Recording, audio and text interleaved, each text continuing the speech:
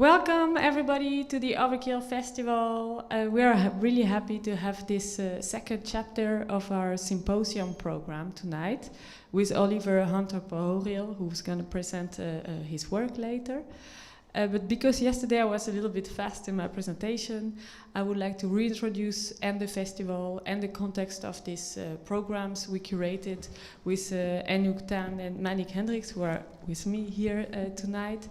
And and tell you a little bit more about how we came up to talk about all of this.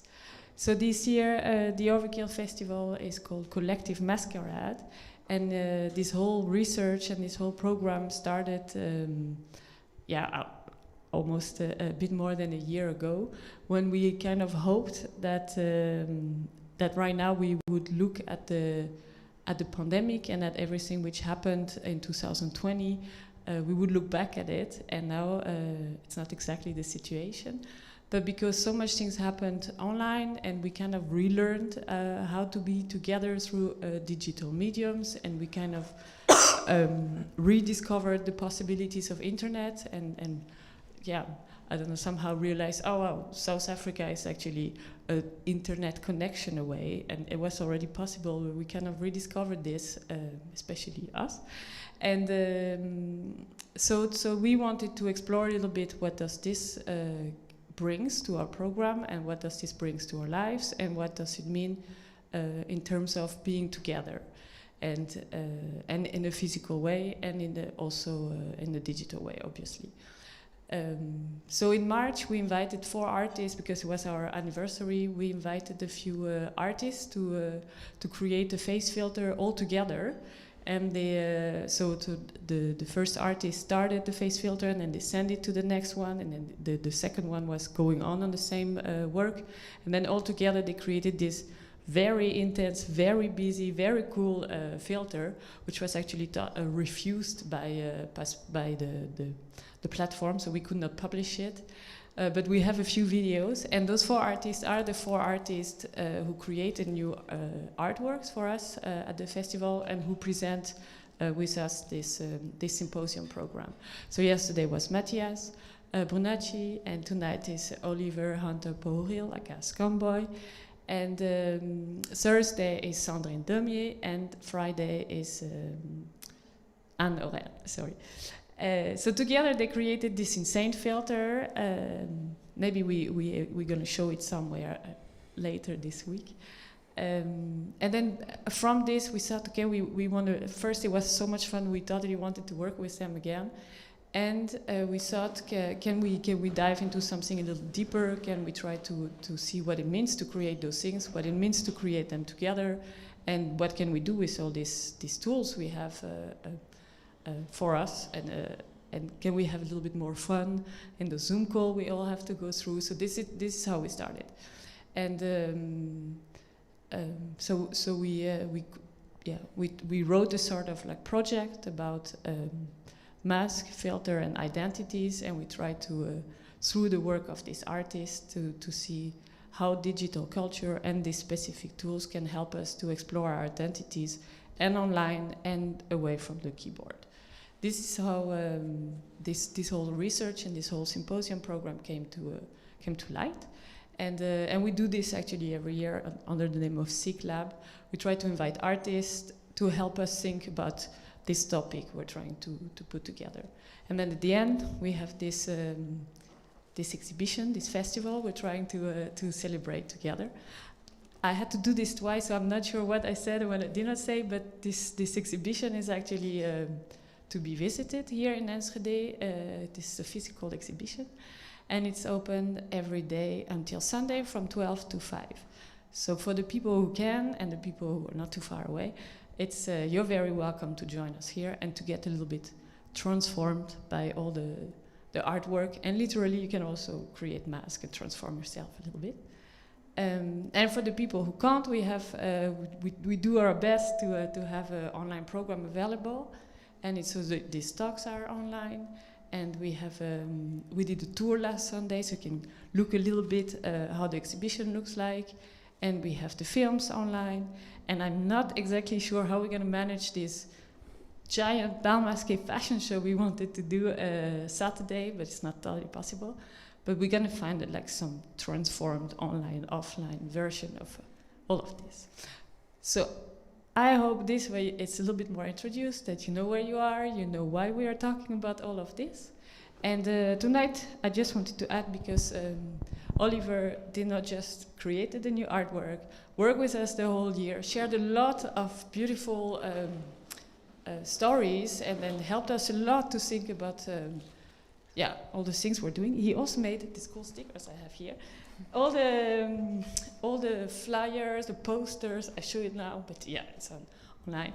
The design and the visuals of our festival, so that was an extra plus for us. So now I stop talking and I let Aynouk and Manique take the microphone and have a beautiful evening. Thank you. Thank you, Marie. Thank you. Yeah, thank you, Marie, for the extensive introduction of the festival and these talks. So my name is Manique, and I am one of the co-curators of this year's symposium at Overkill Festival. And with me here Is Aynouk. Aynouk Tan is my name. Don't know where the camera is. We are co-curators. We organize the symposium and the public program at Overkill. Like Marie said, yesterday we had a symposium. Today we have one Thursday and Friday. You can also watch them back. So the one from yesterday is also on the YouTube channel of Overkill Festival. And as I said, my name is Aynouk Tan. I'm a curator, an advisor, a journalist, and my work revolves around topics like gender, appearance, queer identities, but also methodologies of decolonization, for instance. I write about that, I teach about that, and I'm also very playful in my appearance, as you might have noticed. So I think we're a perfect duo to handle these themes, right? I think so too. And tonight we are presenting the second chapter of the symposium on pluriform identities. And with us tonight are artists Oliver Hunter, Pohorille, Nathalie Paneng, Marijke de Rover and Molly Soda, and they will present their work in relation to tonight's theme. And if you have any questions, please drop them in the chat and we will get back to them later. But first, let me introduce our first guest that Marie also mentioned. Before I do that, let me elaborate on the theme a bit more, maybe. Yeah.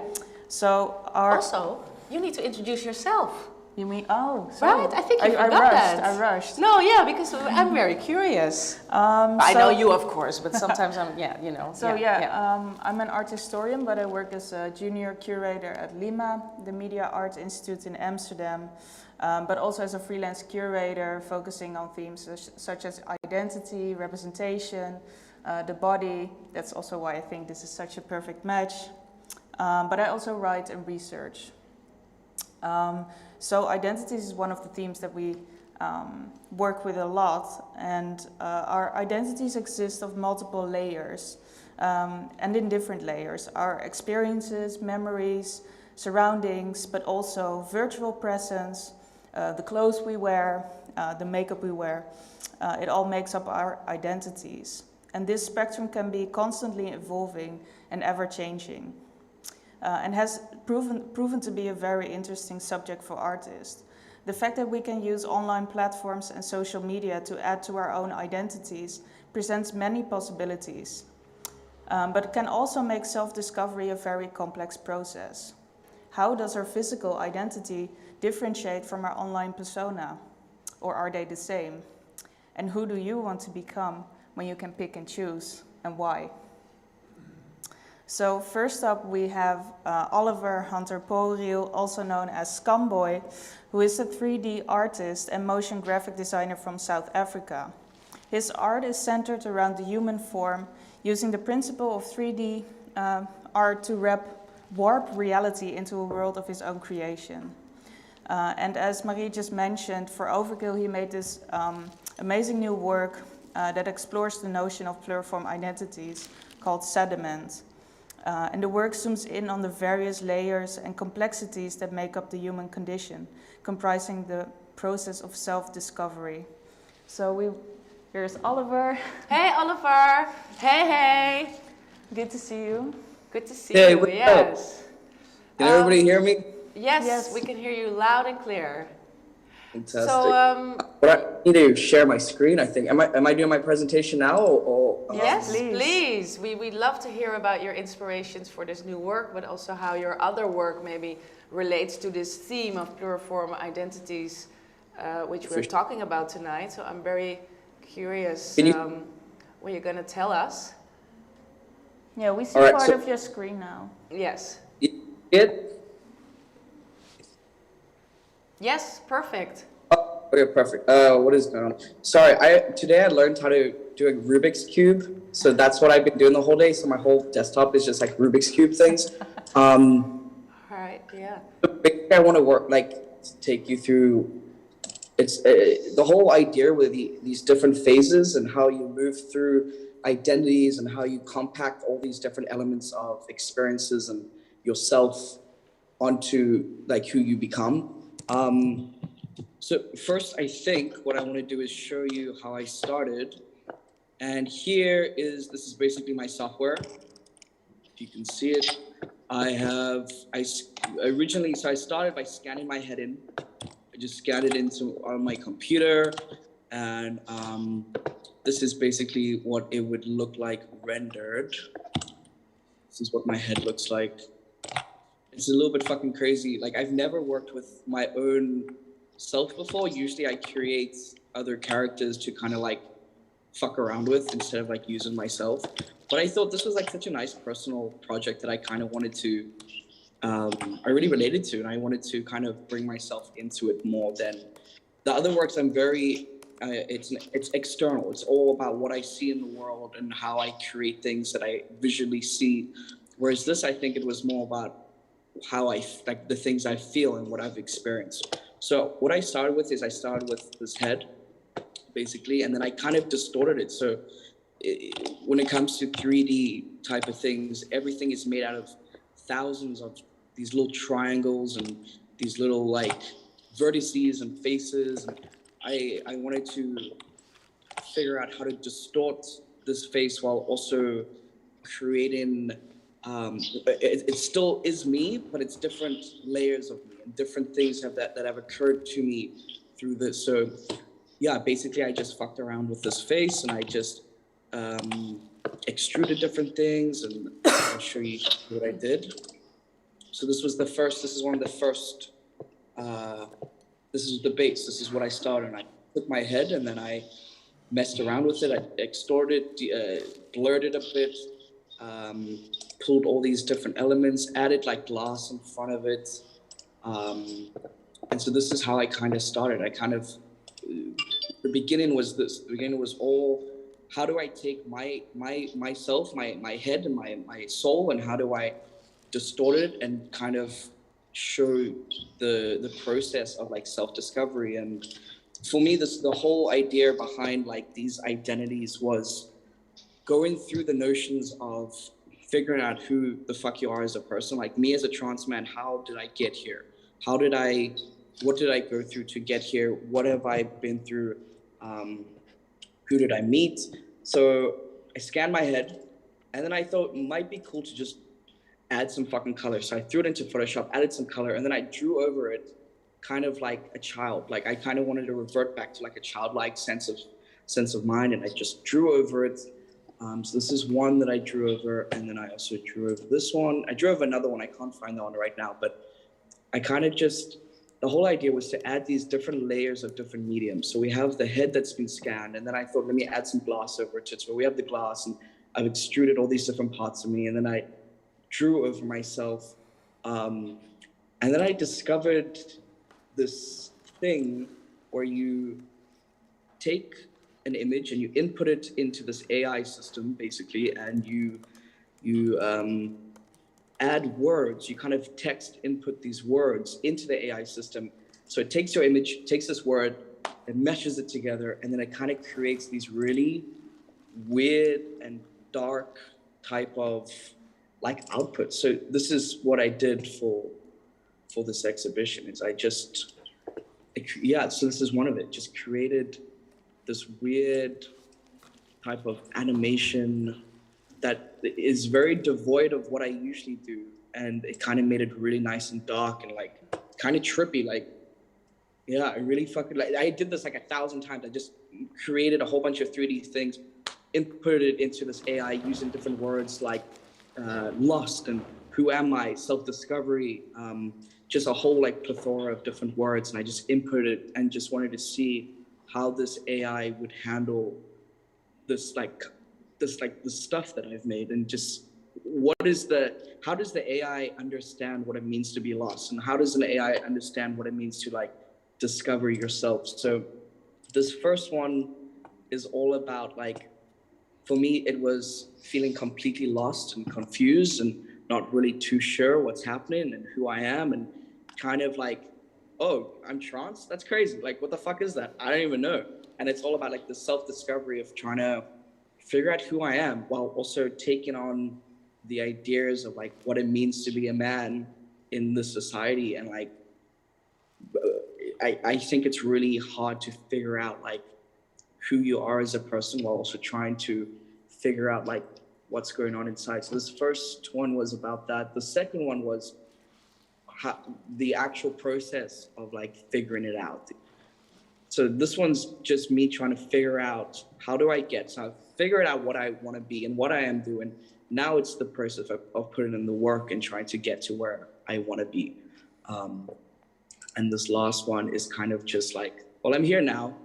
These are all the layers that I've worked through, all the layers that have kind of been compacted onto me and how they kind of curate who I am. And I think that's where the idea of like sediment came from. I really was drawn towards this idea of sedimentary thinking, because we're not just like one idea. We're not just humans that are born and then we die. We're born and then we experience like a million things, you know, like if your parents put these different things on you, now as an adult, we're stuck with those things, you know, and maybe you read a poem that really resonates with you, and then that kind of, you carry that along with you. So that's kind of what I was leaning towards. It's just different elements compacted on top of each other to create me, to create who I am as a person. And these works, they're a lot darker than what I usually do.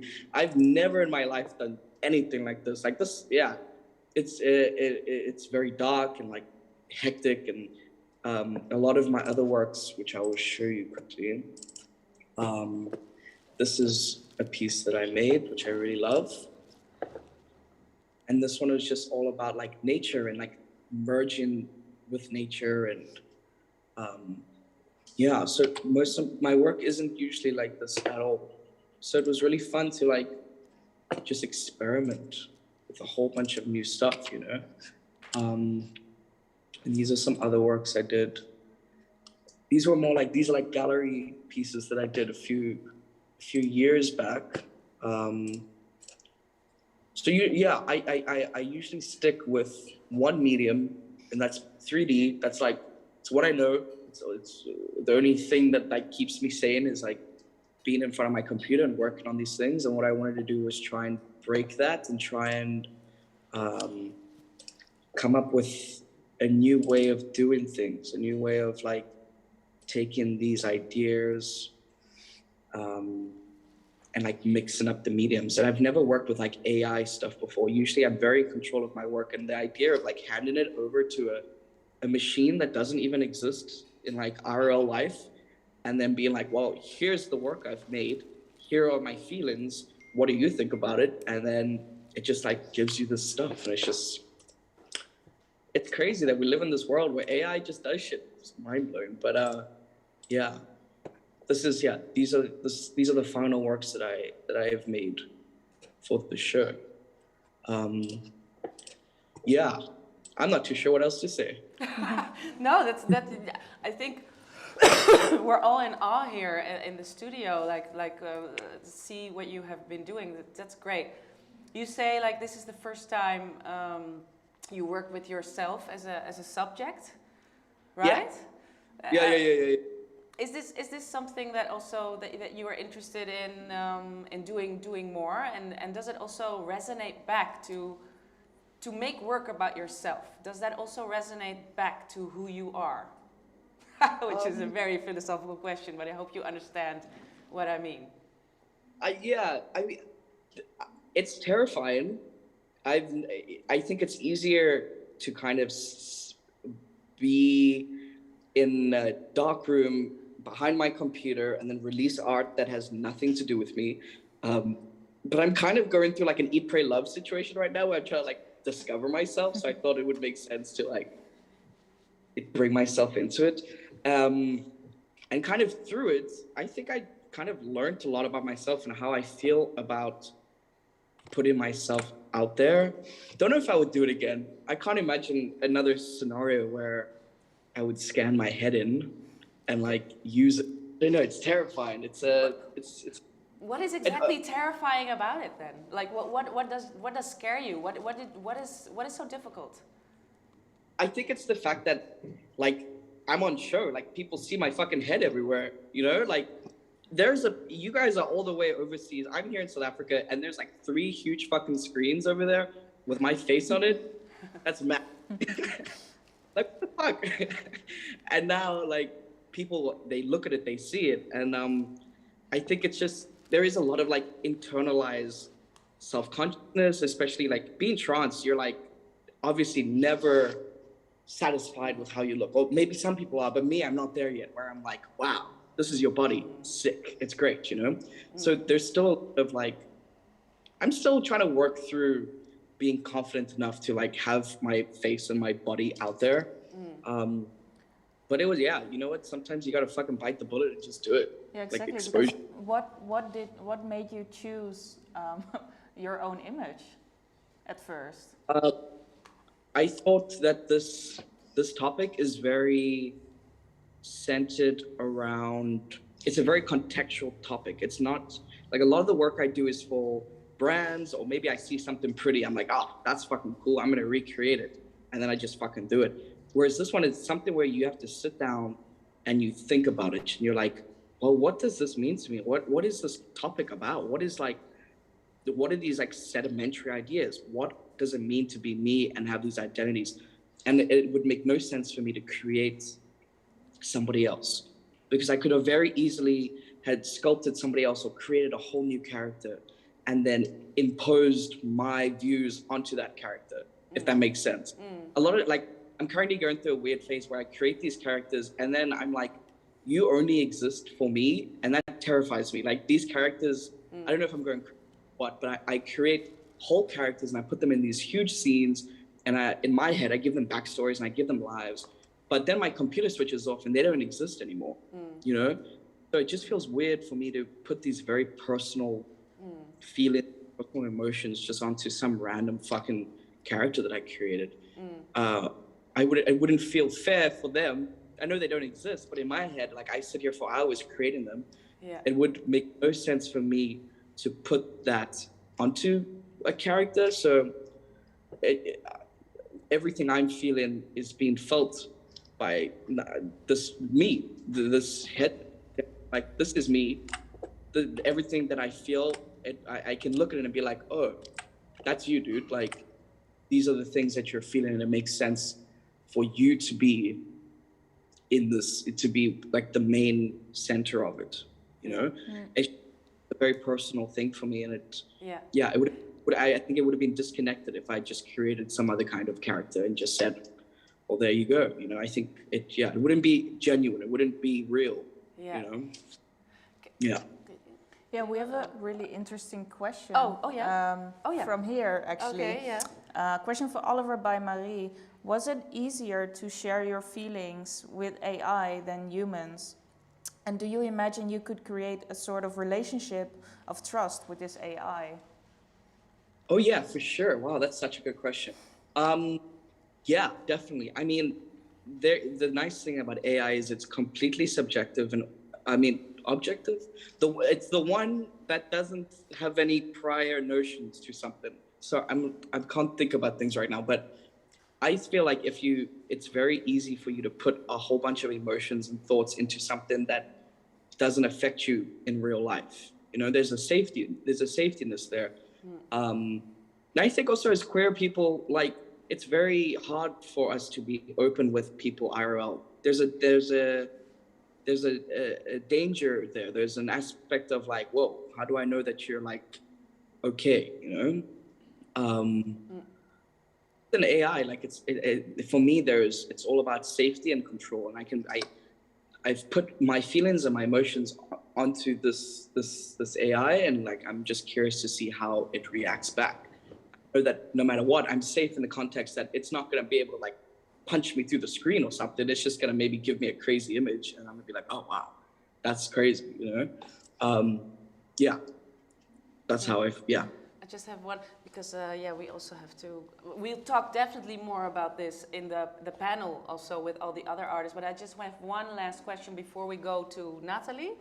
I was also wondering, like, as a queer person, I can also relate, right, to like have a representation of yourself that you made yourself online, let's say, also in this safe environment. Do you think this creation can have political impact in real life, or well, real life, online life can have political impact because we have so little representation?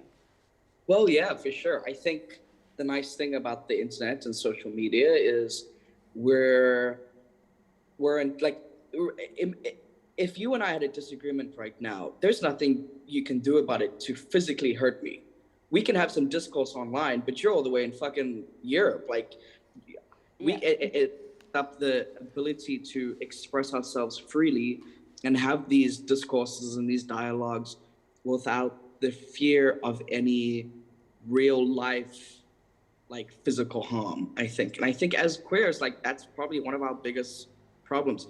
Me, I'm at the end of the day, a white man in South Africa who is honestly quite fine. But when it comes to the larger picture, I think there's people of color and Black people in South Africa specifically, the violence towards queer people is on a whole nother level. Yeah. So I do there is a safety right now in being able to express your voice over social media and over the internet, and being able to get your political views across and being like, you know, in South Africa, you can still have like, oh, sorry, I'm just interrupting you. Yeah, go on. We have formed whole protests and riots and like whole things over the internet. Yeah.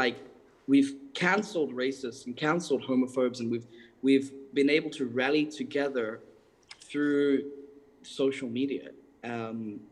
Whereas I think maybe 20 to 30 years ago, you try to do the same thing in real life, it a lot darker. It ends up a lot more like the danger is a lot more intense. Whereas here we can create really amazing change while still trying to, like, we still have that boundary of safety, I think, which is really cool. Yeah, this safety is really important, as well as this togetherness, right? And being together in a safer space in that sense, or and also in a way of representation. I think it inspires me at least a lot of in terms of what I can be more than I am today or tomorrow. I think we will talk about that later more. Sure. Let's go to Natalie. Thank you so much for your presentation, Oliver. Yeah, please don't go away. Don't go away. And if also people at home, if there are any questions, please put them in the chat.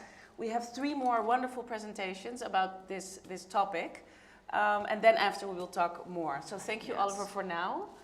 Yeah, so next up we have Natalie Paneng, who is a digital artist from South Africa. As well. And she makes use of both her self-taught digital skills and her theater background to create multidisciplinary digital art. Through her work, she explores what it means to have an online presence, the personas we develop online, and how the internet and its algorithms control and influence us and our perceived reality. Her videos and art become a way for her to interrogate as well as to share how she manifests and navigates the world she lives in and creates for herself. Yes, Natalie, are you here? I'm here. You have a beautiful plant on your head. I love it. I have a feather, but there's more. I have a lot of feathers. Yeah. Natalie, you also prepared something about your, to explain a little bit, elaborate a little bit more on your work and the way it relates to the theme of pluriform identities. Maybe just to begin with, do you have, what did you think? Do you have any thoughts on the presentation of Oliver? Yeah, I mean, I'm a fan. I really think Oliver's work's cool, and I think it's really cool to see him in his work because, yeah, this is the first time I've ever seen him. And I've always been like, if I could do that, I would put myself in 3D. So it's dope to finally see like how. But the funny thing actually is I've always felt like I saw you and felt you through the other characters, like all the other work you've put out. Yeah. But this is the first time I think you've actually like gone closer to embodiment, you know? So yeah, I think it's really cool to see your process. Thank you so much. I'm the opposite because like Show with us, my show work, us, it's show us. all me. Like I'm fully always in the work. So I'm gonna share my screen. Yes, But of before I course. do that, so I was like, okay, so how could I trying to think about how like pluriform identities, you know, come into my work. And I was just like, let me just go through a little bit of work.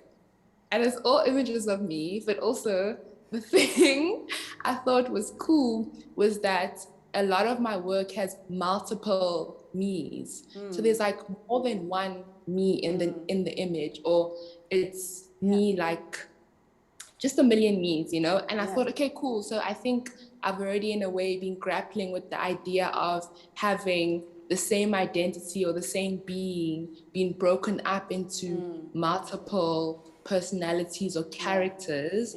And for me, that's like it resonates with who I am because I feel like I'm this person that I am. I'm like Natalie, and then I'm Natalie online, and then I'm the playful Natalie who's like a lot of people in one person. Yeah. And oh God, I can relate so bad.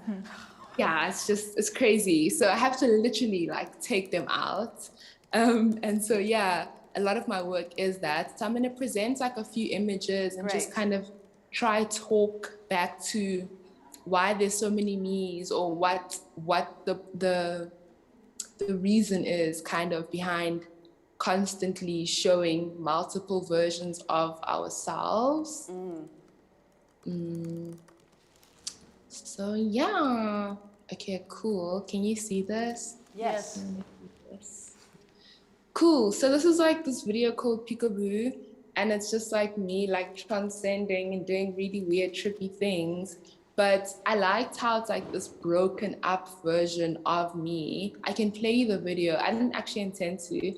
I just intended to go down all these images and show you how many times I exist as more than just one version of me.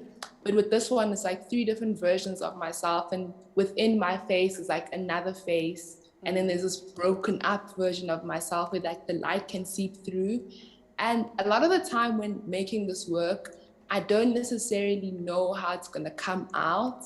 And in the end, I feel like that's when I get the message, because I don't really intend to say something specific before making the work. So my process is usually just like setting up a camera and setting myself up. And then in the end, you know, these messages from whoever are like embedded, well, the deep creator inside me, you know, are in the work. And then I get to like see what the deeper context that my work is trying to speak to is.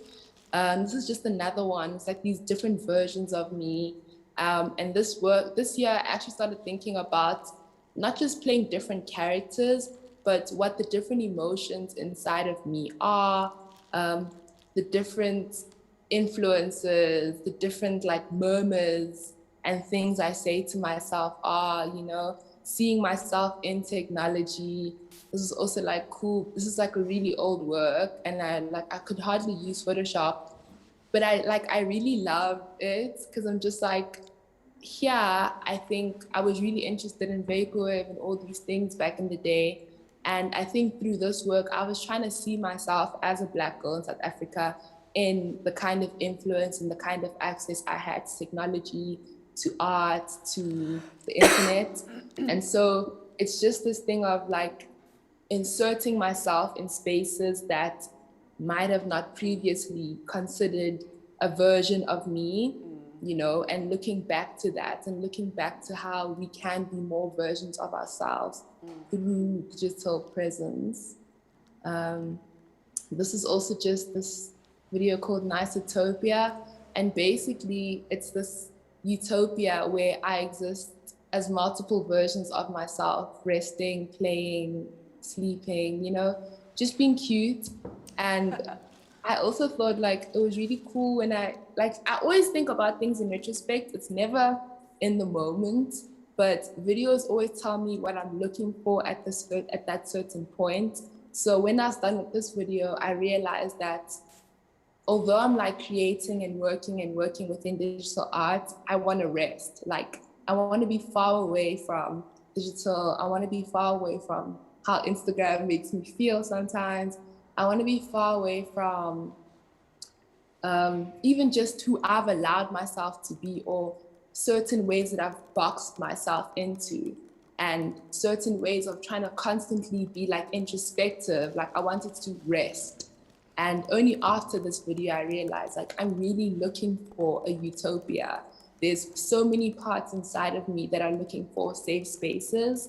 And I think my work tries to create these safe spaces for me too. So if I can't really live that in reality, my work kind of allows me to live that in the space of the digital realm. And I'm trying to always convince myself that like all the versions of me deserve this kindness and this space. So yeah, that's Nice Utopia. Next one. So this is like this video called Nakuranda, My Baby, and it also links to the other one with the Windows XP image, but I'm basically in everything in this image. Like I'm in the sky, I'm in the flowers, I've got like multiple faces within my face. And it's not as visible, but it's there. And that just also just like speaks to, you know, the moments where we don't think we're in different things, but we are. Our presence is like in so many deeper spaces. And even though it's hidden or distorted, I think it matters. And I think that also speaks back to like Oliver's presentation, just like the whole thing of the distorted version still speaks back to like the purer version of yourself, you know? And I think a lot of my work distorts me. And I was trying to understand in the beginning why I'm so obsessed with like distortion or like these weird realities. But I think there's a lot of like comfort in distorting your image and playing with your image and breaking up your own ideas of what you are. But for me also, like, I think through my work, it's just the role that I've like taken on. It's not something I like fight for, but like, I mean, I do fight for it, like through the work. But I think just like being a Black woman, and I feel like there's so many different ways that I think I should be, and so many different ways that I engage with the world and the ways that the world thinks I should be. And I think often through my work, I just want to like fuck that whole idea up for all of us, for me, for others, so that I'm just like formless instead of an idea to someone or a type of easy articulation, you know, like I don't think I want to be easily articulated, and I don't think I want to articulate myself in a perfect sentence. I want to constantly, you know, be formless and take form and learn from that form and break out of it and come back. So, yeah. Wow. Next image. I'm gonna go to some of my collage work. I haven't done collage in years, and I made this one this year. But yeah, this image is called In My Head, in My Home. And yeah, just how in my head, like this speaks directly to that whole vibe of like how many selves I believe exist inside myself, and where I find comfort is literally inside my head. And these are the characters in my head, and I'm just chilling in there, hiding from the world, but also like coming through and being like fully expressive and bright. And just like kind of showing that like even within the self, there are like realities, multiple realities, which are just not like the person and the representation. I think I also, because I'm really interested in world building. And so because of the world building, I started making these characters that could live in the world. But now I'm starting to realize there's an intersection between like boundless realities and the boundless self, you know? So myself, I could be an experience, I could be a reality, I could be more than something that is represented as a human form, which I am, and it's okay to be human, but I just want to be more, and I just want to live, I just truly want to live as more. And it's all been to like do more self-discovery, and it's all been to like fully understand myself or speak to myself in other mediums. So as much as the work goes out to others, it's constantly feeding itself because it's, you know, creating language, a language that I don't actually realize I'm living, or a language that allows me to be free as opposed to rigid when I do become rigid. And also a language to others who feel the same, feel all the same feelings, but sometimes can't articulate it. So it's just giving space for all those things. Cool. And this is also an old image, just me on me on me on me. And also just the idea of vanity a little, like, why am I obsessed with myself? Because it doesn't really make sense. Like, I'm sometimes so anxious and like so like insecure, but I think like deep inside myself, I really love myself. And I'm really glad I was like born into this body. And I think like when I was younger, I used to just not want to be myself. Like I wanted to be, I don't even know who I wanted to be, but I wanted to be like a different version of what I was given, you know? And I remember like being teased about like my lips and just the most random things. And I just wanted an escape out of this body that I was given. And when I got older, my work was like obsessed with multiple forms of me, or like looking at myself. And I always find it funny because I'm like, at some point I didn't enjoy images of me. I didn't enjoy like the presence in my body. But I think as I've gotten older, I've transcended that space, definitely. But it's now been about like, who am I? What is this realm inside of me, and who are the characters? And when are the different times for them to come out? And which worlds do they have space in? And which messages do they bring to this reality, you know? Another one, just like me, up in the clouds. And yeah, the last one, just like all these vibes, cool, cool, cool. So now I'm gonna show some videos. It's so weird, like just talking. I'm gonna do the videos we're still now. here. We're in awe. We're in awe. Everybody's very silent here. So it's going really well. I'm enjoying very much. So Great. yeah, bring it on with the videos. Okay, cool. So the first video I'm going to show you guys is called Make You Mine. And it was kind of like inspired by, so this whole vibe of like, I'm really obsessed with like making simulations and, you know, finding out what kind of simulations I can make, and then like inserting characters, and these things and these characters and these spaces are all influenced by my digital presence, like also just like my adolescent engagement with the internet.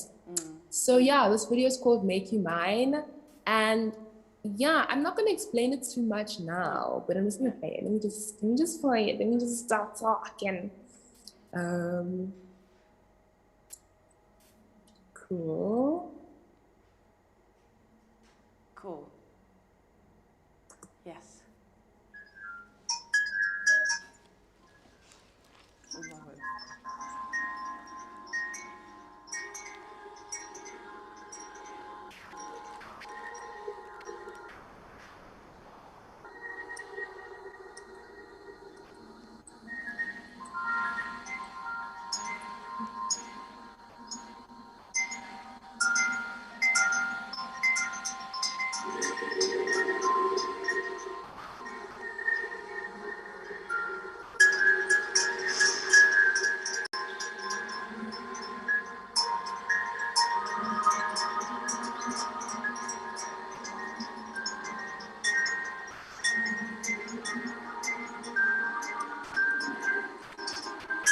Okay, I think that's enough. It's just gonna go on, and it's just gonna keep being weird.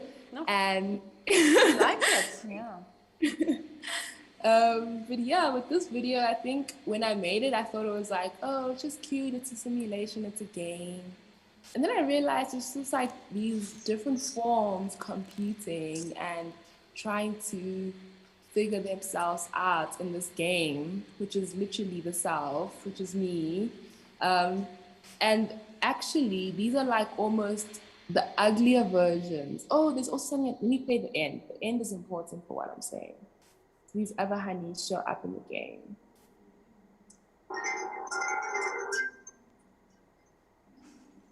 These girls.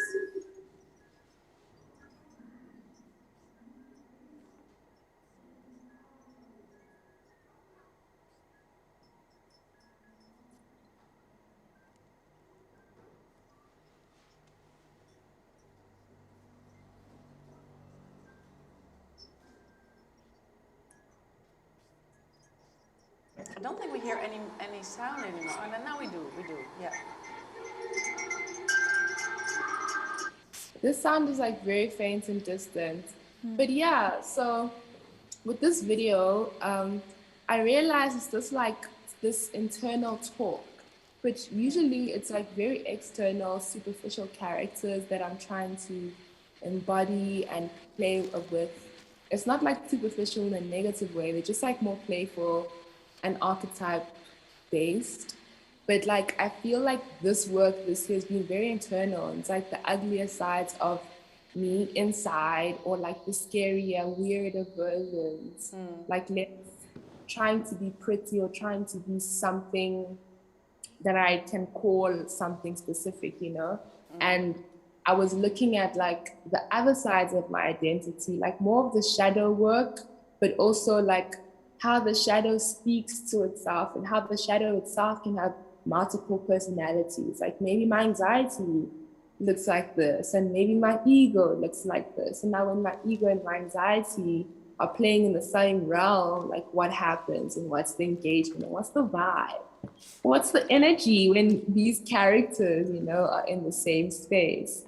And that goes to this other video I made.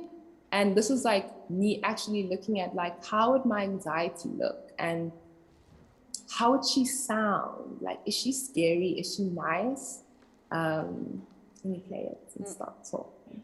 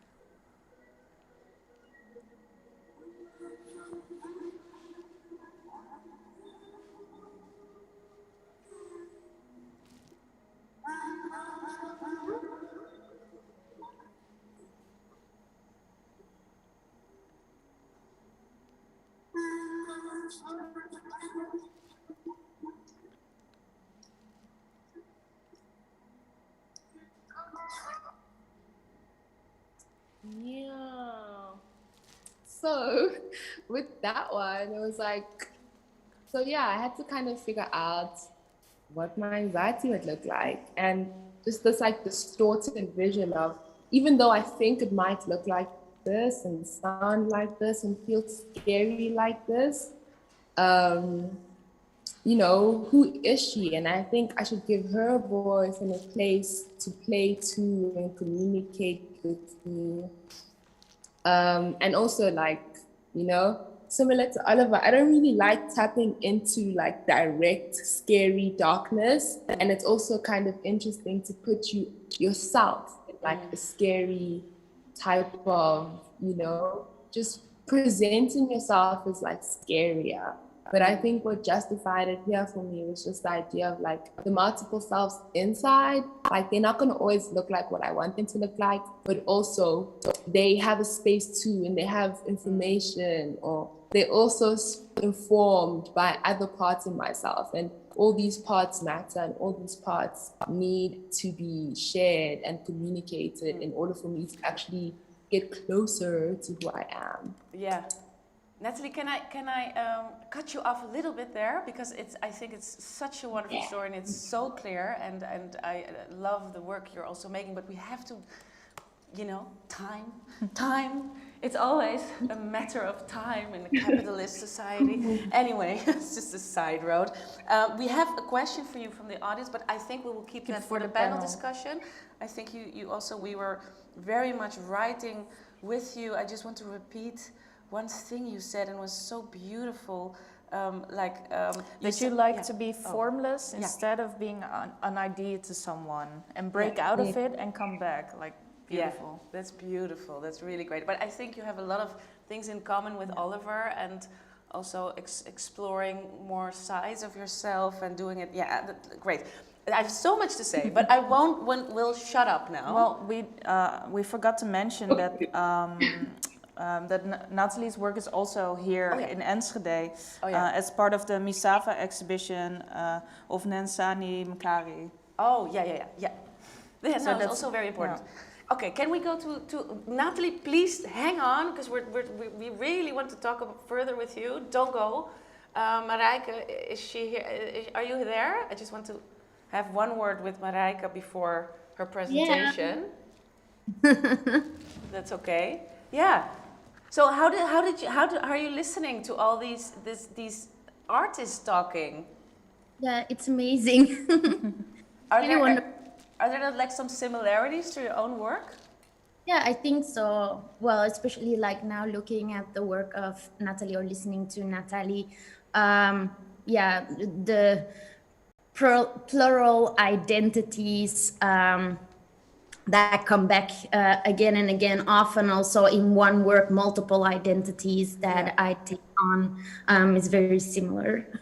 Yeah, and before we go to your presentation, let me introduce you and your practice. Of course. So performance artist Marijke de Roover lives and works in Brussels, Belgium. Her early work focuses on the meaning of identities and the performative aspects of its creation. In her latest work, she's dealing with questions regarding feminism, motherhood, ethics of reproduction, love, and romance in mainstream media, memes, and heteronormativity under late capitalism. We're going to watch a beautiful presentation by you now. Yay! From outside our city, but there's plenty of room for all Alaska's animals, right next to the mashed potatoes. So then, Wait. in 2013, Wait, this is not the beginning of the... What? This is not the beginning of the video. Oh, no, we have to go to the beginning. Yeah. Thank you. Yeah. Good evening. Great. Oh gosh, this is so awkward. Zoom, I already hate. Just mute yourself. Just watch. Bad. Huh? This is the video. But this is the pre-recorded video. is even worse. God, I I'm a love it. performer. I need an audience. So, where to start? Maybe introduction. So my name is Marieke de Roover. I'm a performance artist, though I also dabble in film. I am interested in like queer theory and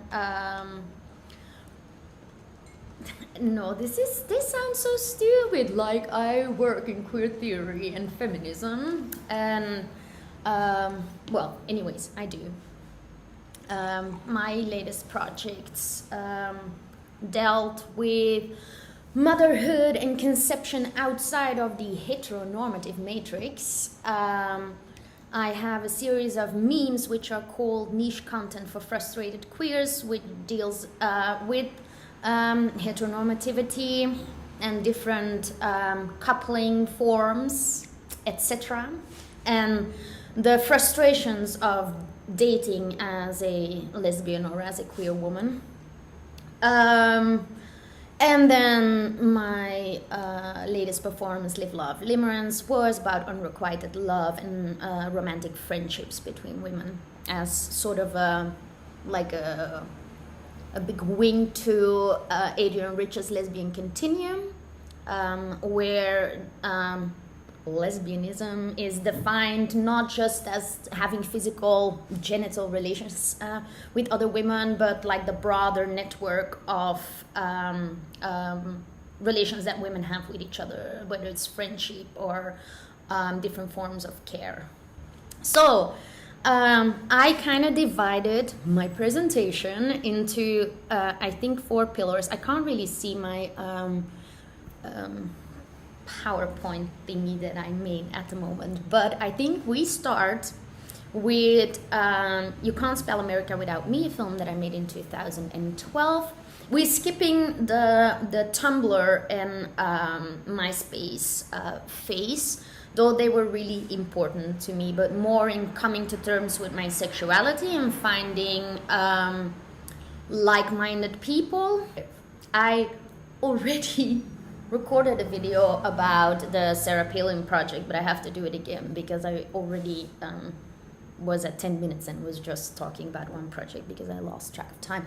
Anyway, so in 2012 I became obsessed with American politics. Why? I don't know. It was an election year, but the year that I was interested in, and the people that I was interested in, they were running in 2008. But I was watching The Daily Show and just became obsessed with Sarah Palin.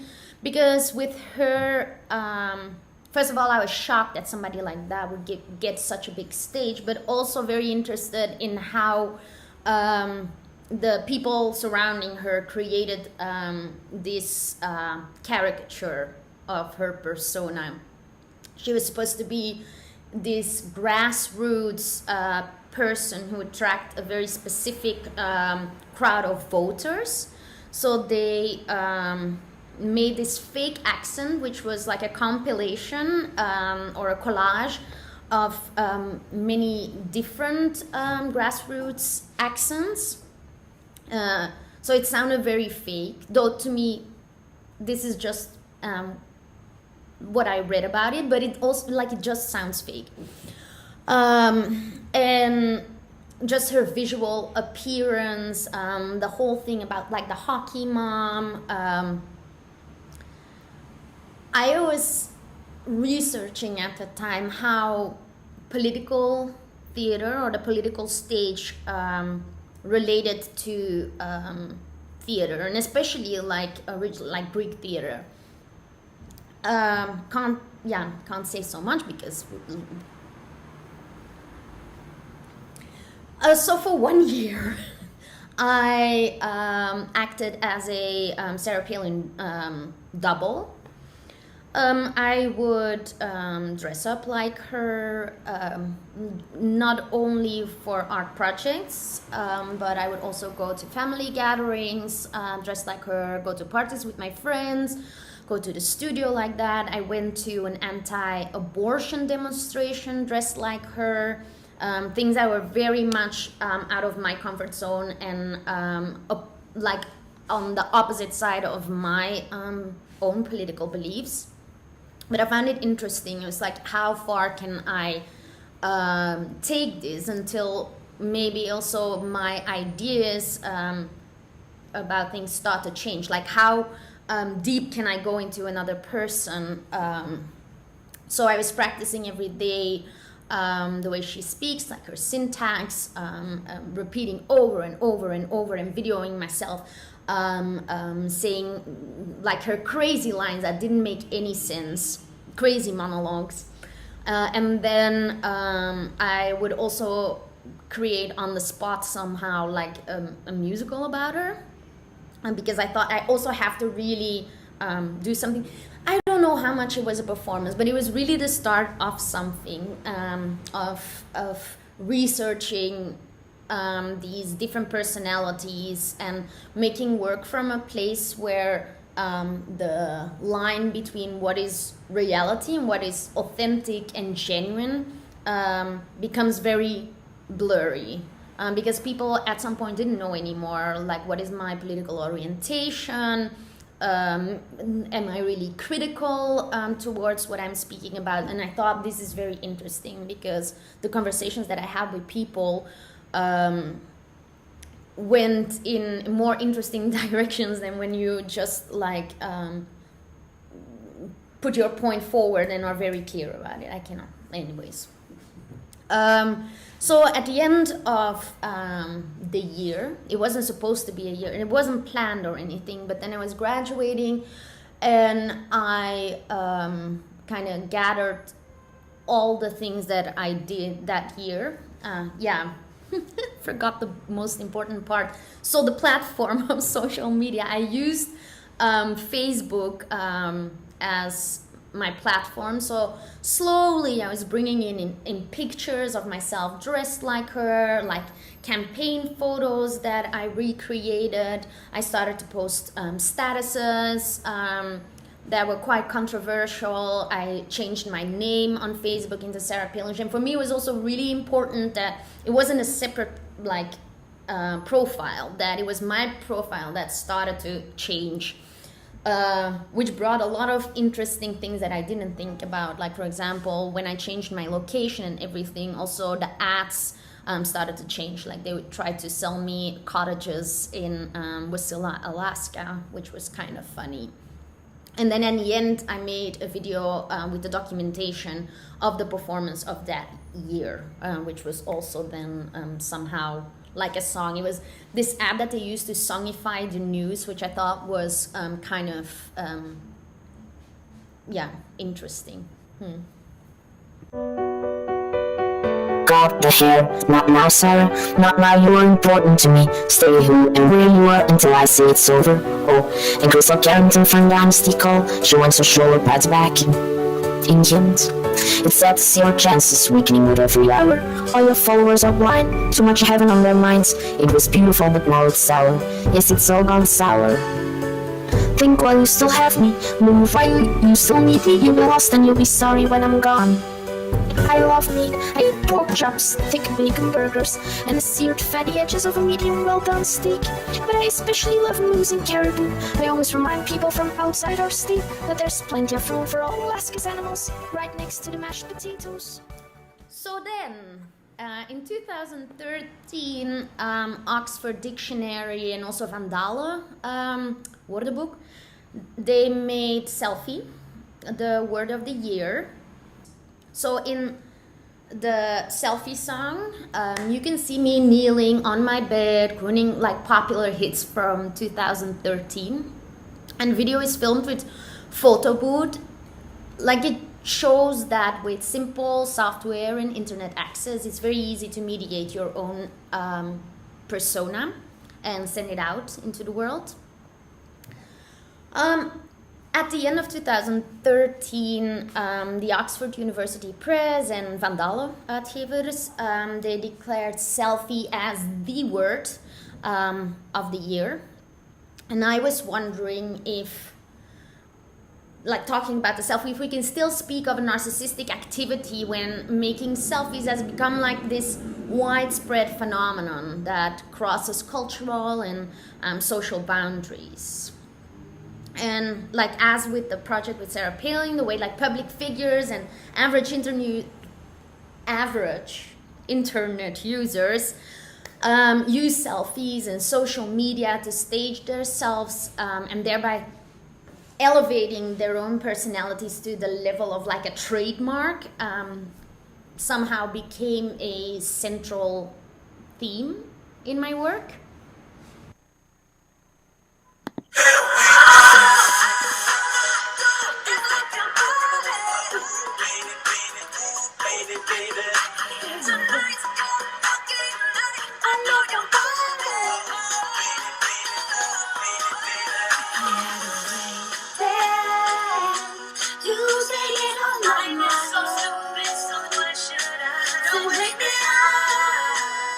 Love to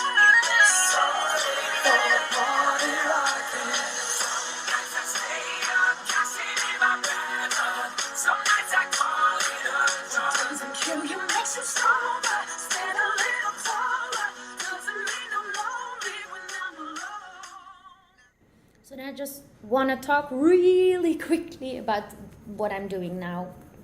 So the series of memes that I'm making, talk about coupling practices, talk about how memes are a form of critical text and should be read like that they are not like trivial, but that they are used to communicate political resistance and to develop a language carrying the instructions for the reproduction of culture.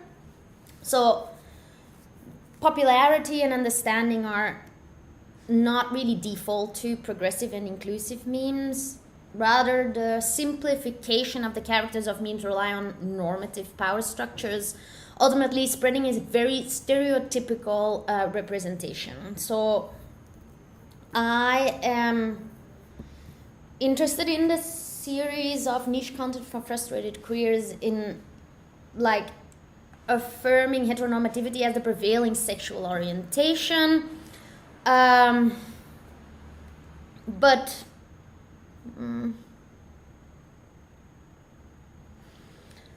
I want to express a way of thinking that shows how institutionalized heterosexuality structures gender, as well as other stratification categories, and closes off any critical analysis of the consequences. So the unsuccessful memes that I make, because they are not viral, they are niche, they deal with ideas of a wide variety of coupling practices, dating, parties, marriage, heartbreak, mostly heartbreak, that secure the intersection of several consequential social hierarchies, including gender, class, sexual orientation, and institutional power. So, I had to read that from the screen. There was much more, but I have to be focused. Right now, I am recreating some of my more successful memes, where I use the very like the well-known images, whether it's what's his fucking name again? Or Lindsay Lohan, whatever, and famous paintings, and I'm recreating them with myself, even more separating myself from what a meme should actually be. And I just think it's really interesting to make things so specific and put yourself so much forward and still be able to reach people and have people relate to the memes and to the image or idea presented. So basically now they really became self-portraits. They always were self-portraits, but now it's so obvious that it's a bit kitsch, a bit camp, but I'm loving it. So yeah, I think this should be the end of the presentation. I could, yeah. I'm sorry if it was very all over the place. I like to be live, and this is not the way for me. And hopefully, in the talk afterwards, it will be a bit more interesting and not all over the place. Yay! Yeah. Thank you. You could have also done it live, Manique. I don't know. Well, anyway, let's not go into deep to it. But so, yeah, but it was nice. It was not all over the place. If you have any questions for Manique, please drop them in the chat, and we'll come back to them during the panel. Yeah. Yeah. Right? Yeah, I have a lot of questions about the therapy and stuff. But anyway, and the political resistance. But it will come later. Yeah. Yeah. So thank you. Please stay. And then I would love to introduce our next and final artist to give a presentation, which is Molly Soda, who is a visual and performance artist based in New York. Her work explores themes as online culture, self-identity, cyberfeminism, and the desire to connect online. She uses a variety of social media platforms to host her work, such as Tumblr, allowing the work to evolve and interact with the platforms themselves. She's interested in internet archival practices, often making work that appropriates her own image, particularly her early interactions with the internet as a teenager. So yeah, let's have a presentation. Yeah, Molly. Yeah, you also have the presentation ready, of course. Hi. What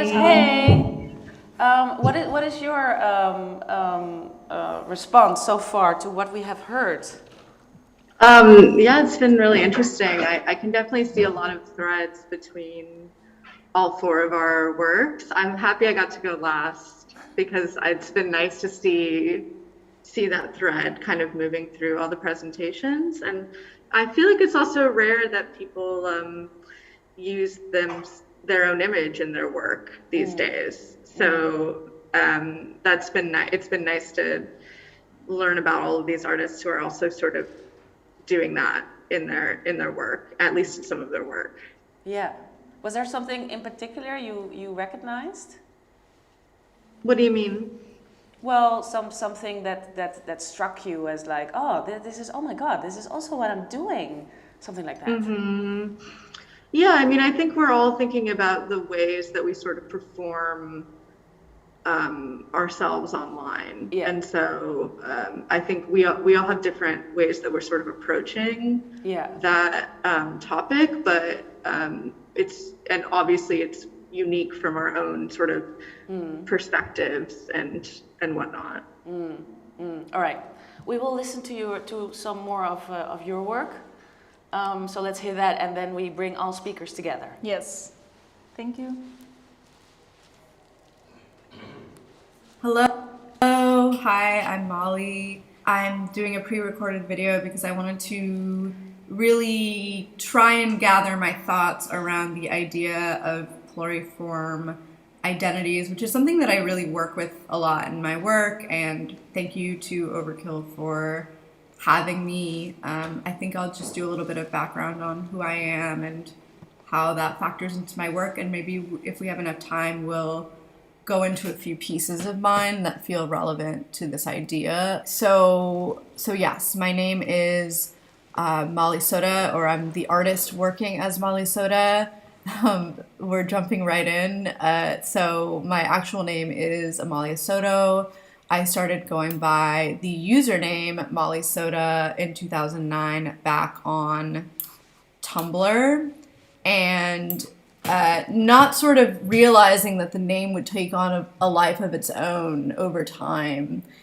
So now many people sort of refer to me as Molly in my real life or daily life. I don't really believe there's a distinction between IRL and URL at this point anymore, but at the time, Molly Soda was a username and an artist name that I took on.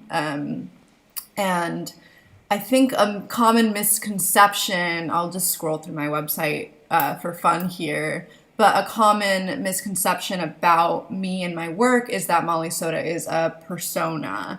And I don't really believe in that so much. I don't know that Molly Soda was intended as a persona, as a fictional sort of performance, any more than anyone else who has a username on a platform and post is performing a persona. I think we can get into sort of the layers of what it means to perform the self online, and that's something that I'm really interested in with my own work, and especially as someone that features their own image and is sort of reappropriating my own image constantly in my work. So I'm constantly sort of taking those older works or older instances of myself online and putting it into new work, and it's constantly sort of shifting around and moving. And another big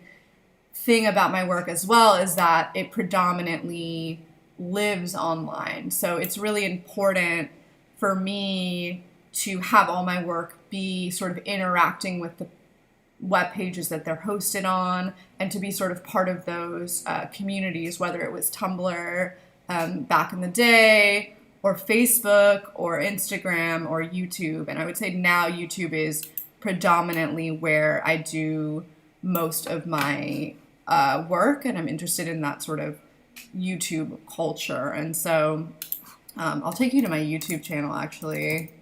And so I've been posting regularly as Molly Soda on YouTube for the last, over a decade now. So there's, probably at least 600 videos on my YouTube channel. And thinking about multi-form or pluriform identities, I'm also thinking about kind of what's interesting about posting the work online is also the access point that everyone's coming at it to, if that makes sense. So, someone might follow me because they know me from Tumblr. So they're going to have a different kind of vision of who I am, or understanding of who I am, or understanding of my work, versus someone that Googled, a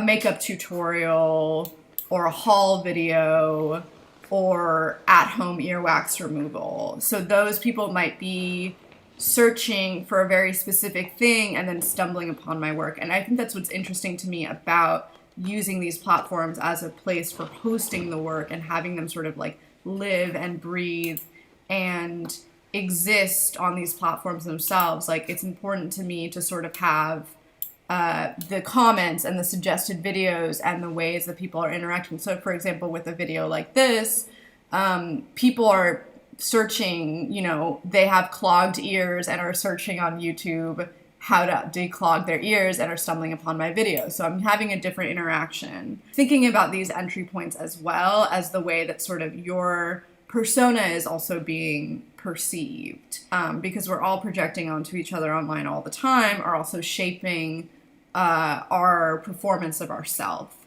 And I really I'm super interested in sort of the performance of the self online, specifically because we're sort of watching ourselves being watched. So, we talk about performance theory and how we're always performing. So like, I'm performing for my mother differently than I'm performing for my partner, differently than I'm performing for the person at the post office. And I think the internet takes that to a different level. I'm taking a video on my webcam, and now the minute I hit record right here, I'm going to start thinking about someone on the other side watching. Even if I never post it, that turning on of the camera adds a different layer to the performance. And so I want to just briefly talk about a few pieces. And so for me, it's not that I'm necessarily performing this Molly Soda character, but that there are different sort of layers to that, whether it's the way that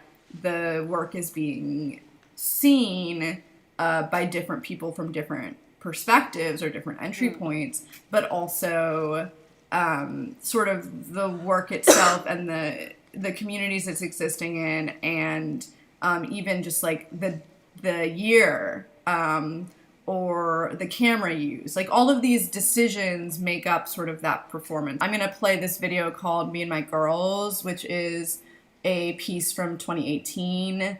And I'll just play it very quietly for you.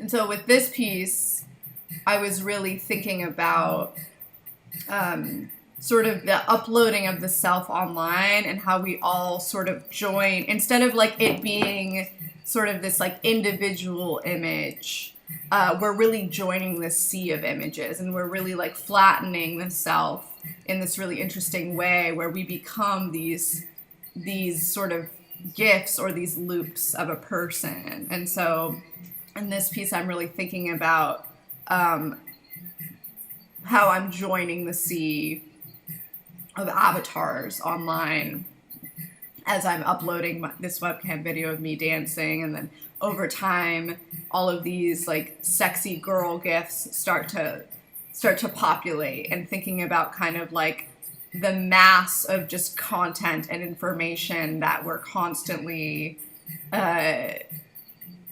flooded with. You know, if you look up the tag new profile pic, for example, on Twitter, you're gonna see like a new image, a new selfie populating over and over again. I'm also interested in sort of the performance of, especially like with influencers, the performance of aspiration and relatability within these kind of online frameworks. So I think that there's like a really fine line that has to be had, especially as someone who is popular online, of being aspirational but not unrelatable. So you kind of have to toe this line of having a life that someone would want, but also being able to be that person's friend. I was thinking about the term micro-celebrity, which was coined actually by Teresa M. Samt, who wrote about cam girls and sort of early webcam culture from the late 90s and 2000s, and coined the term micro-celebrity and was really talking about the difference between a micro-celebrity and a real celebrity is that they are accessible and that you are able to communicate with them, and there's sort of this relatability aspect to that, which I actually think is really interesting, and it's something that's really important. So we're also performing this relatability, like our lives need to be put together enough, but we also need to perform this likability and relatability.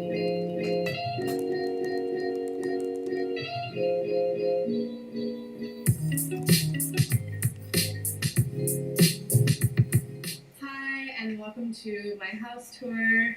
I know y'all have been asking me to do this for a really long time, and I'm super excited to share it with you.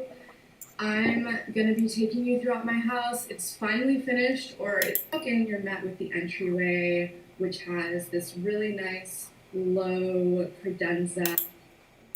So I'm going to talk about this video a little bit, but I was really interested in that sort of aspirational relatability and also kind of the fantasy of being someone who has these things, these objects, because over time our bedrooms have really become these sets because we're posting them online. So these private spaces become these really meticulously crafted backdrops to our lives.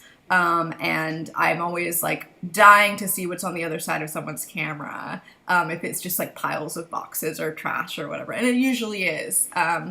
And I was really thinking about sort of the iconography of the backdrop and these sorts of ideas. And so this video is me sort of, I created a 3D home in one of these sort of apps, these sort of like fantasy home building apps, almost like The Sims back in the day, and giving a house tour within that, and kind of entering that culture of house tour. So it's like I'm sort of playing with these ideas of the home as a set, and also the aspirational nature of the home tour, where it's supposed to be something that's really intimate, like letting you see inside of your home, but it also has these layers of like, oh, don't you want this, or like layers of shopping almost.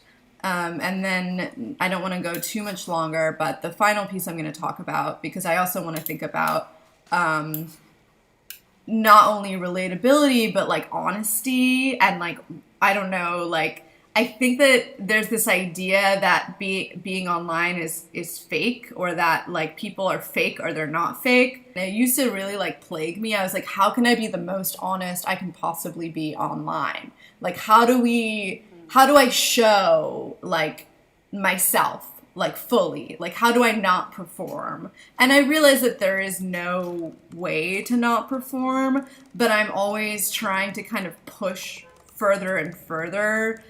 So almost like anti-editing in some cases. But this piece is basically an archive of my my photo booth archive from the last 7 years. So it's just me going through every image very, very quickly and trying to just like show that. And I've been working with my archive a lot. the photo booth archive a lot and trying to find different ways to display it and to show it.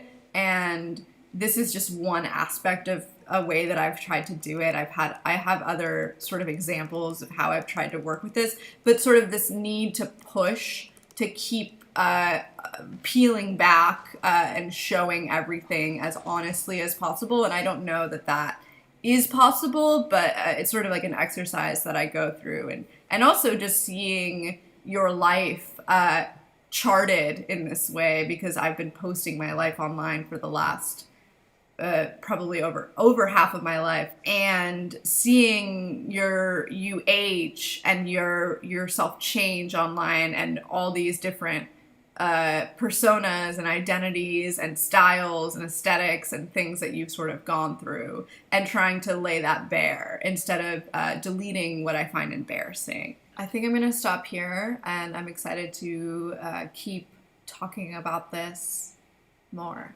Okay, great. Wow! Oh my God, so much information. Jesus Christ. All right, let's have our speakers together. It's really exciting. We have some questions from the audience in the meantime as well. Yes, hi everyone, welcome back. Thank you for your presentations. Shall we just start with the first question? From the audience? From the audience. Yes. Which is for Natalie from Naomi. Hi Natalie, first of all, I love your playful work. I like that you're interested in distortion. I was wondering, how would you imagine yourself in a void, in a nothingness? Hey Naomi. I would have to imagine and do it. I actually was about to show a video of me kind of in a black void. Maybe you can check it out on my Instagram. Yeah, but it's also been something I've never done, like having nothing to inform the character, having nothing to inform the space, having nothing and trying to be formless. Because I feel like every time you insert yourself into a space, you make meaning. Every time you insert yourself into an image, you make meaning. So even if I was in a void, I feel like I'd be still like making meaning and speaking back to something specific. But yeah, I'd have to imagine. Thank you. We have another question from Jonah for everyone, actually. Working so self-reflective and meta with your different personas online, how do you see the following? It might seem we have more fractured selves through social media, but is this just a way to better express our already fractured selves? Might it more solidify our inner multiple selves? So this is a huge question for everyone just who wants to answer. What's the question? Yeah. Shall we repeat it? Hello? Oh. Yeah, I just missed the last part, but that's just me. Maybe the people heard it. Yeah, Molly, you want to answer? Sure, yeah. I was thinking a lot about how actually the fractured self online is actually just like, to me, I think about it as pieces of a puzzle and sort of an attempt to become whole. So I think like the more we post, the more we're sort of attempting this like, it's sort of like an attempt to understand ourselves. I think we're all obsessed with learning about ourselves or trying to see ourselves more completely. So for me, it doesn't feel so fractured. It feels like this, in the end, I think fruitless attempt, because we'll never be able to see ourselves, completely. But I think it's just that practice of like continuing to add to the pile and trying to know the unknowable. Yeah, that's a great answer. I was also like, I was also really wondering like if this is because you're so like, entwined in searching and going back and forward and exploring what else you can constantly be. I was also, is it just freeing or is it also difficult? Marijke, maybe?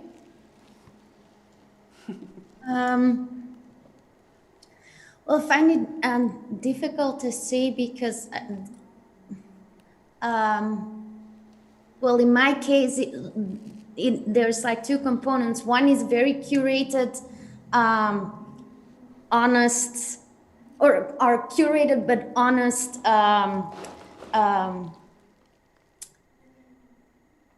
parts of my real identity, and then other parts are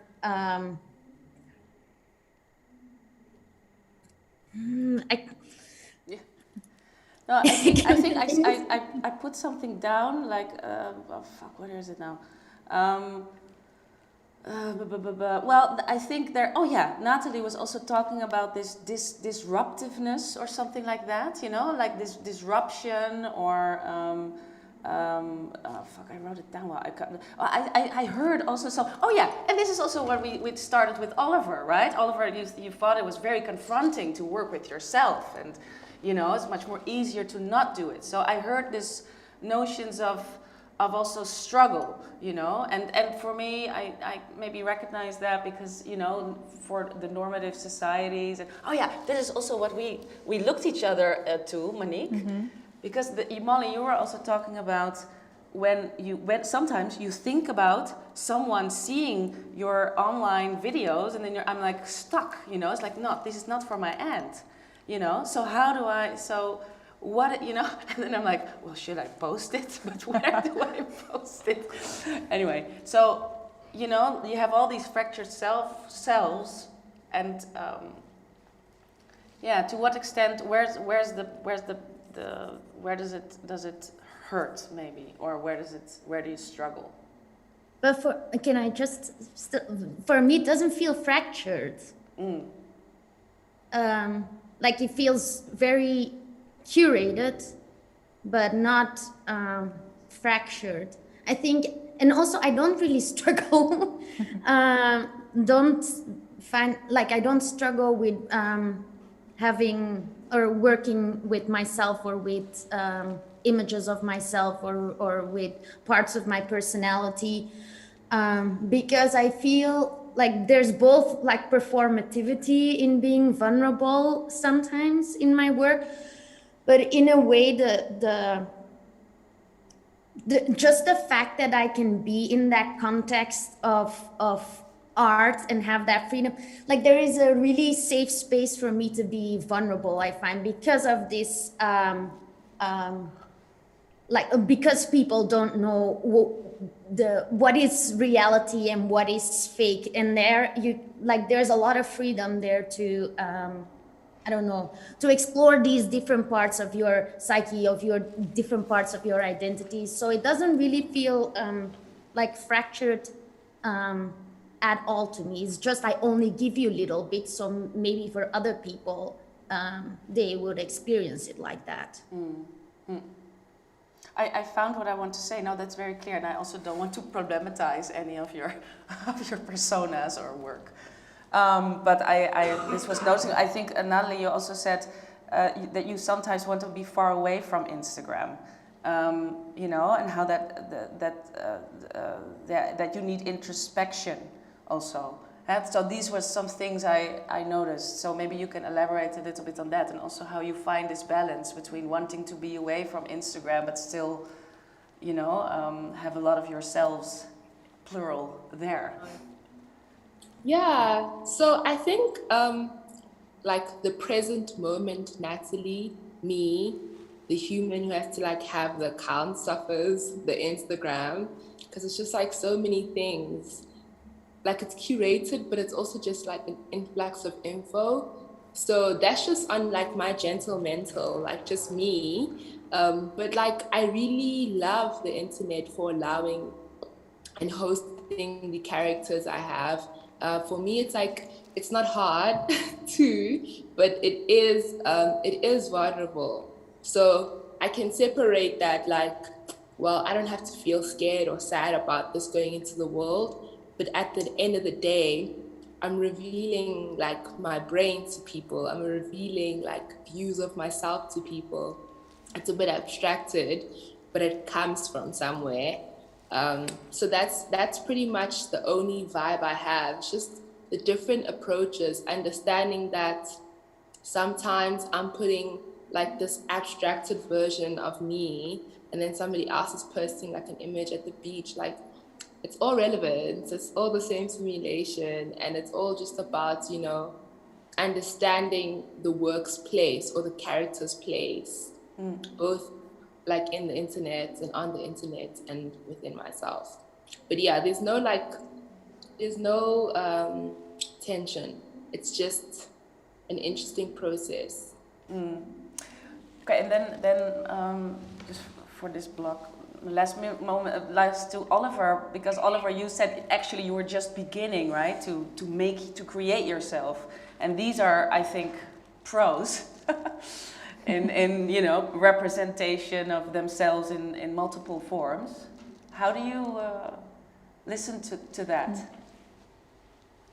No, I think it's fucking rad. Like being able to, I think there's a level of like confidence and also like awareness with being able to do it. And I find it's just, I'm in awe of like all these artists being able to do it. Like, it's fucking amazing. It's great. And there is a freedom to being able to just like, be like, yeah, this is like what I do. This is who I am. And just kind of like letting that go. And I think, yeah, it is all about self-discovery as well. And like, I think each post you kind of like are figuring out who you are. And yeah, it's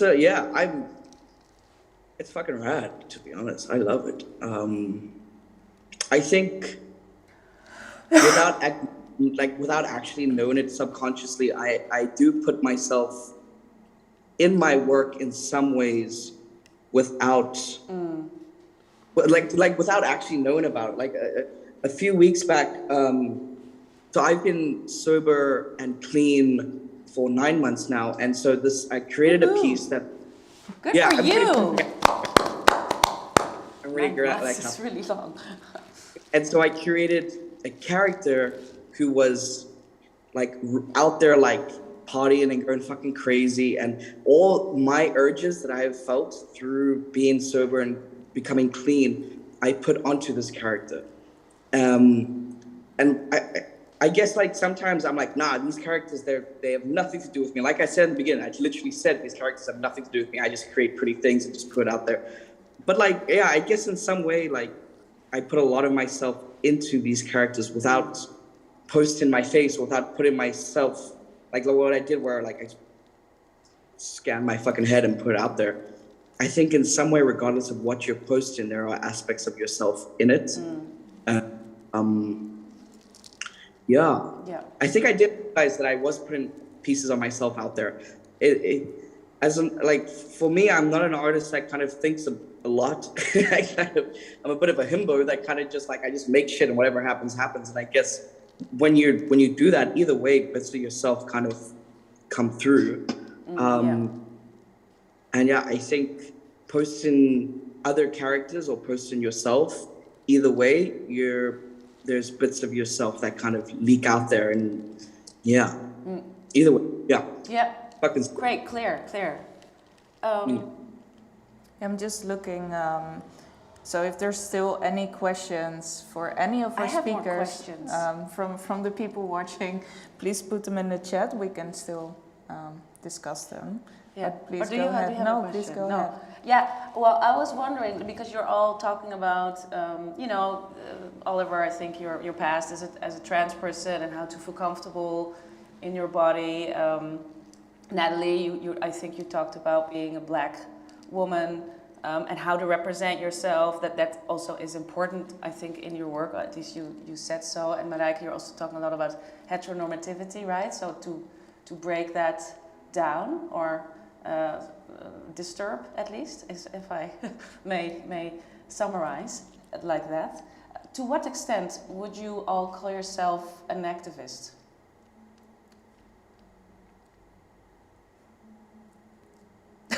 No, everybody's like, no, not me. No, right? No, maybe not. But that those topics were quite prevalent, so that's why I'm asking. Anyone? Say something? Yeah. Yeah. I don't see myself as an activist per se, but like I use popular media in my work, or I try to make my work very accessible through like music and the sort of imagery that I use, so that I can bring more complex ideas or things that, for example, my parents don't really understand or get in touch with, to bring them to like a wider audience. So there is something in me that wants to inform, which I think is different than real activism. I also don't want to teach or anything, but I do there is something in me that wants to educate a tiny little bit, and like by use of humor. But I think especially when we're talking about the memes, and because you asked before, I think it's a very good tool, and it's being used already like that, but to make very complicated ideas, to simplify them and at least give an entrance point. So yeah, I also think maybe activist is a quite a strong word, but I think it's about wanting to change something, maybe also on a societal level. Maybe that was what I'm wondering. Yeah, Molly, yeah, please. Yeah, I just saw the message that Molly has to leave. Oh no! But thank you so much for being with us and presenting your work. Oh, that's too bad, Molly. Okay. We really enjoyed your presentation. Yes, yeah, thank you so much for having me. It was a pleasure. Okay, bye. All right, bye. Yeah, so that is what I want to say, like the change. Maybe Natalie or Oliver has to say something about that. Natalie, I think you see you nodding. Yeah, I really agree with that statement of like not feeling like an activist, but understanding the platform and understanding the access that the messages go through a lot of people. But for me, the only reason I run away from like activism is like taking on the role of having to fight something or like fight for something, and having that kind of take away from my main thing, which is like play, and play being the thing that informs and gives and teaches me to navigate. So I'm very scared of bringing like activism into it now, maybe later, maybe in the future. It's the same thing with like me not wanting to write about my work yet, or because I don't know yet. Like I'm still in such a playful navigation and like the very beginning elements of like building myself and building my practice and building the worlds and the characters. So it's a very like sensitive time, and so I'm like very vulnerable in the States for myself. I'm not like vulnerable, I'm fine, I'm strong, I'm cool, but I mean like it's a vulnerable state, it's a vulnerable process, and activism hasn't come into play yet, but I'm sure in the future it will, once I've like consolidated what I'm even doing. Is that the same for you, Oliver? Or something similar? Yeah, I like to think that I found that my work isn't tailored towards that, and I can do better work externally, like in terms of trying to uplift communities and trying to help the queer community. I can do that better, not through in my opinion, making pictures, my pictures and my like art, I don't think it'll make a difference as much as it is for me to do more like grassroots things where it's RL and I can help RL. And I think activists in South Africa, we have such a large history in South Africa, and we have years and years of things to work through, and we have so many prominent activists that I wouldn't feel comfortable calling myself an activist. I wouldn't want to take that label away from people who are on the daily, like doing the work and are like putting in their time and effort, like continuously. And I think like, I think activist is a very, very important word, you know, especially in the context of South Africa. I think we have, there are and there were people who were on the front lines of like fighting the oppressive, like apartheid state, and like those people, they are activists. I think what I do, I am an artist, and then in my personal time, I try to do the best that I can, but I wouldn't want to take away from like actual activists who like are fucking in it, you know? Yeah. That's how. Yeah, it's clear. Yeah, I totally understand. I was thinking, I found it really interesting what Molly said. How do I not perform? There's no way to not perform. How do I show myself? I was wondering if you think, one of you thinks this is possible, and if it is something that you would want. To not perform. Yeah. Yeah. Good question. Yeah? Yeah, Manique, yeah? No, okay. Because Nathalie became big on my screen. No, I think it's we're performing all the time, as Molly said. And it's also not something that I aspire. I think you can perform and still be vulnerable and real. Because as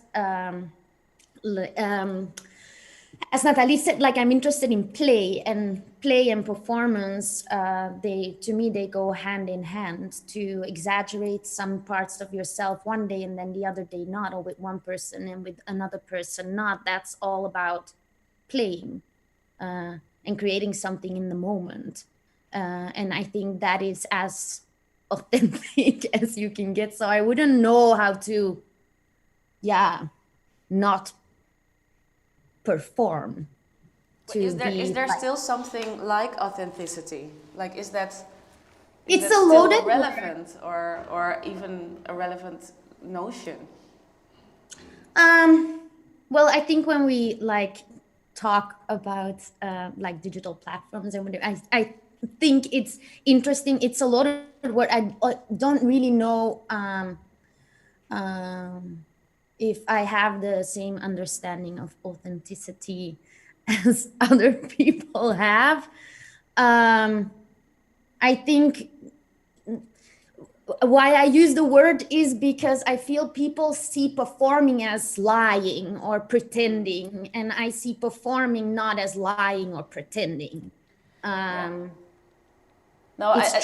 Make the playful choices, and this is why I say like they're authentic, because they come from like a performing is authentic. Maybe like that in a way. Well, some people also say to me like, why are you not like yourself or something? And then I'm like, well, you know, why wouldn't this be myself?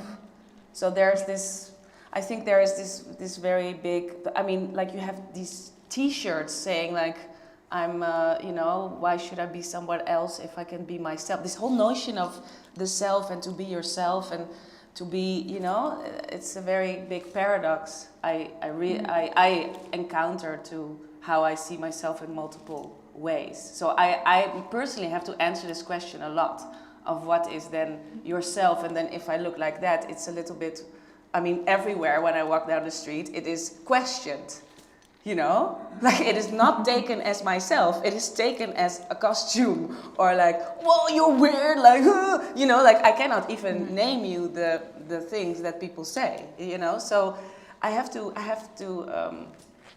verantwoorden myself. How do you say, like, I have to talk about, I have to explain myself. So this is not an assumption of the real me or something. So I was just wondering how you what is your take on that notion of this authenticity and the real and the not real? I think Natalie wants to add. Yeah, Natalie, please. Yes, I was gonna say I can relate so much to that, because sometimes like I'll be in my Uber, and so often, like literally 3 times a week, my Uber driver will be like, "Oh, are you going to a dress up party. Are you going to? Yeah, And I'm that's what I like, mean. I'm like, no, work. No, I'm going to the shops. No, I'm going to like do normal, basic ass human stuff.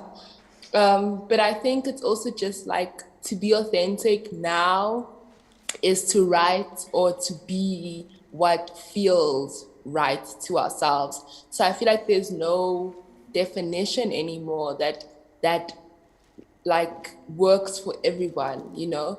For me, being authentic could be something. And yeah, for me, it's the same. Like my performance doesn't feel like lies.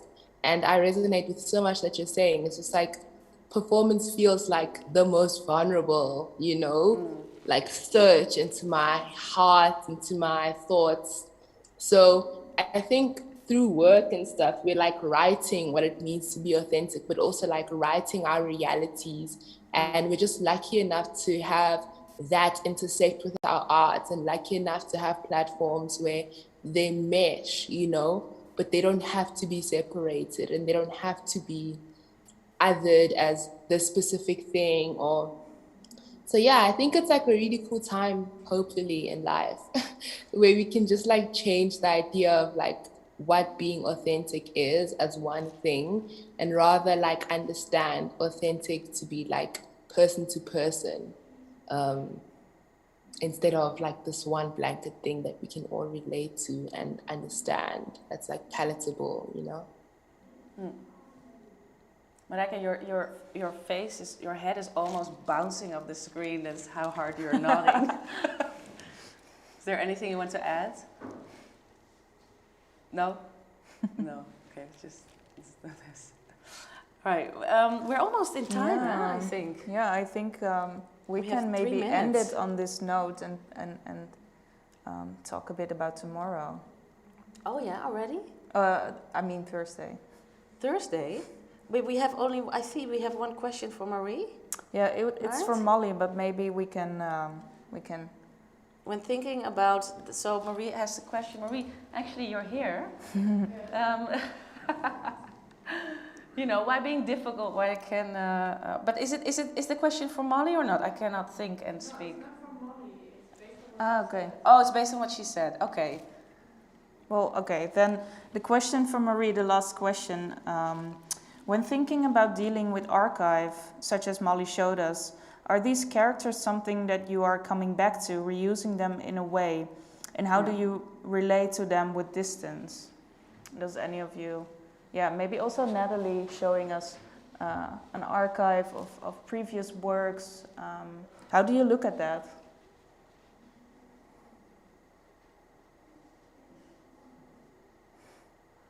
Me specifically, I just thought my name was mentioned. Yeah. Should I repeat the question for you? Yes, please. So, when thinking about dealing with archives, such as Molly showed us, are these characters something you are coming back to, reusing them in a way, and how do you relate to them with distance? Yes. So for me, I think I have so many characters that I still want to explore. So every character I have has like contributed, or I build off of those characters to make, you know, other characters. Or I feel like for me, I was telling a friend this like a long time ago, but I was saying like when I'm old, I want to have an archive of like 1 million characters I've been, or presentations of myself that have actually, I mean, it's all going to be the same girl, but, you know, archived and presented in all these ways. So for me, it does actually feel like ongoing work. All the stuff in the past, I never realized before that I was like actively doing this work. And so the more I've done my practice, you know, the more I've like realized that I'm building this archive, and now I'm doing it with more like of an intentional, and just doing it with more intention, basically. But yeah, I just hope that in like 30 years or like 20, I have like 300 characters I've played or something, of being in this world in this one lifetime. So yeah. Nice. I have actually one last question, if that's okay. Yeah. I'm just wondering, like, what can you, as real like makers in terms of creating multiple versions of yourself or experimenting with that on social platforms, and you, Oliver, more in the AI sphere. What can you give to younger people, or maybe older people like me? This younger people is always so shit. Like, what do you give to younger people? You know, like older people are like dead already. Anyway, so what can you give to people, kind of tips, if they want to also explore themselves in multiple ways online? Is there a tip you can say? Well, you can start there, and then, you know, that. Is there anything you'd like to say about that? Yeah. Sorry. I think it comes very natural, no? What? Like whether you want to like do that or not, especially now, because when I was young in the 90s, and with like Tumblr and MySpace and whatever, I felt like it was still like, well, a bit more difficult. But when I see the people on TikTok now, like they start super young, there is this whole idea of sharing like even very traumatic stories, or people who have the same kind of like disability or background. That I feel like when you see a lot of other people do it, then like it's easier to get into that.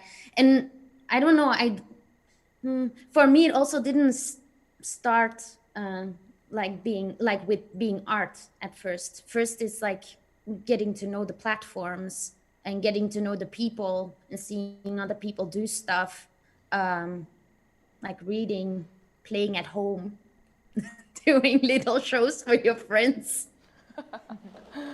Yeah, all right, cool. Oliver?